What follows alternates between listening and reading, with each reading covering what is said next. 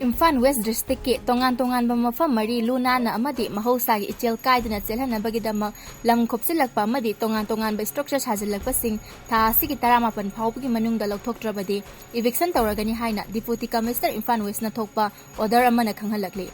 DC Imphal West na ngarang thokpa order adugi matung inna sahi asigi March 3 ta pangthokiba anisuba interdepartmental coordination meeting da Imphal City lunana thamnabagidamag tongan ba mafam mari da makhal kayagi structure sajilakpa asi Louthoknaba warep lokhibani. Warep adugi matung inna Imphal West ki Waisel Marine gi nakyet Naganala gi nakyet Nambul Turen gi Kaisampat Kaisamthong Phaobagi Nongpok thangba Torban amasung Nambul Turen gi Elangbom Lekai gi saruk sing asida maong sumdana sagalakliba asi Louthokadabani. Haibu order adu Wangoi gi oina sakhangdaba structure yankhai hena amasung SDO Lamfen gi oina structure samgani panrom sure haina report tawkhrabani hairi. Mathakta piribu order asigi matung inna law kaina structure kaya sajilakpa sing asi April gi tang 18 Phaobagi manungda Louthoktrabadi karigumba objection leirabadi mari leinaba SDO office singda tha asigi 12 Phaobagi manungda report tawgadabani haina khanghalakli.